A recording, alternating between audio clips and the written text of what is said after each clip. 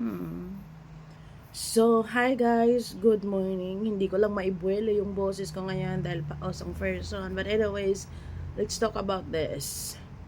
Ito, medyo naiinis lang ako sa part na to kasi sino ba naman, 'di ba? Sa lahat ng tao sa mundo siguro, sino ba naman may gusto yung backstab, no? Backstabbing ganun.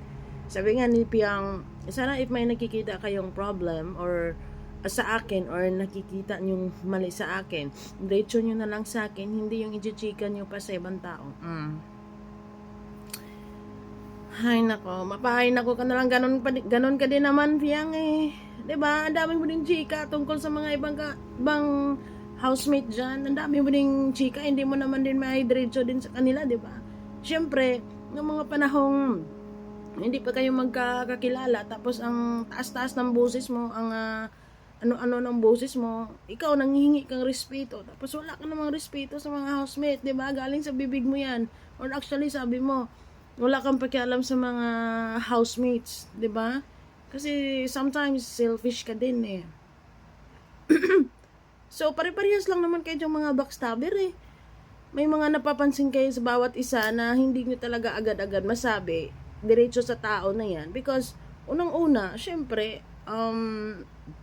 nahihiya pa kasi hindi pa kayo tuluyang magkakakilala tapos ikaw parang bagong salta ka tapos ano ka nun, parang siga ka nga eh. Di ba? A person who is backstabber also is ayaw din ng mabackstab. Eh, ganun ka naman kayo lahat dyan eh. May pa-hitting two birds with one stone ka pa nga eh. Mga ganito, ganyan. Marami ka ding mga napapansin sa mga housemate na mga kasamahan mo sa bahay na hindi mo din may diretso sa kanila, di ba? Pinadadaan-daan mo pa din sa iba naman din. Ganon din, di ba? It's a tie. Anong pinagkaiba, Fiang? Ay, nako. 'Di ba? I like minsan gusto ko si Piang, minsan inis din ako kay Piang kasi parang ang unfair lang, no? Naging backstabber din naman talaga si Jazz. Siguro lahat naman tayo naging backstabber kasi sometimes, 'di ba, pag may napapansin ka sa tao na 'yon, masasabi mo talaga doon sa tao na kung saan ay komportable kayo sa isa't isa. Hindi mo agad talaga masasabi sa tao niyan. It takes time actually. And same with Piang, ano pinagkaiba? Lahat naman kayo nagbabackstab kayo, di ba? Lahat kayo may, ganito kasi si ano, may napapansin kasi ako sa ano, ganyan.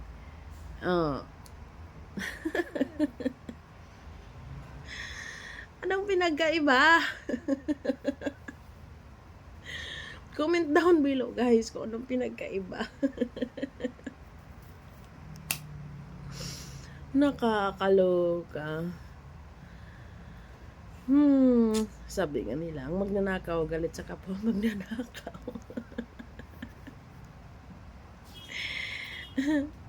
Ay, bahala na lang. Matira-matibay na lang sa bahay ni Kuya, di ba? Lahat naman siguro talagang pumasok dyan sa bahay ni Kuya. May mga backstab na very, very light.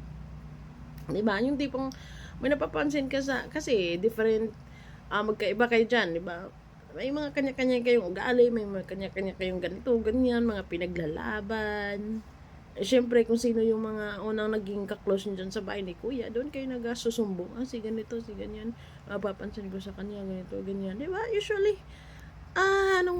lahat naman. Kahit sinong mabait dyan, meron talagang mga ganyang kwento. Because I think it's normal. Pero good thing is, na-open na nila yan para alam na nila, maging aware din sila. Kasi nung unang pasok kasi ni Fiang, sa totoo lang, wala talaga siyang pakialam sa mga housemates. Galing din yan sa bibig niya. And totoo naman, sa mga kilos, salita, galaw niya, wala talaga siyang pakialam. Hindi ko alam kung yun ba talaga siya. Or, I mean, gusto lang niya magmadaling lumabas. Or, nagbibigay siya ng spy sa bahay ni Kuya.